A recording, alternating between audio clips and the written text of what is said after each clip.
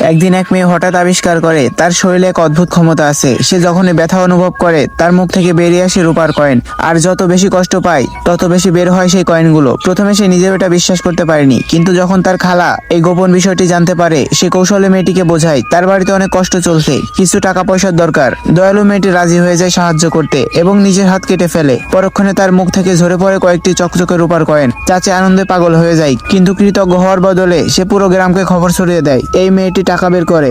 এরপর গ্রামের সবাই ছুটে আসে, জোর করে তাকে কষ্ট দিতে থাকে, ছুরি দিয়ে কাটে, ঘুষি মারে, এমনকি পেটাতে থাকে, আর তার মুখ থেকে ঝরতে থাকে রূপা ও সোনার কয়েন।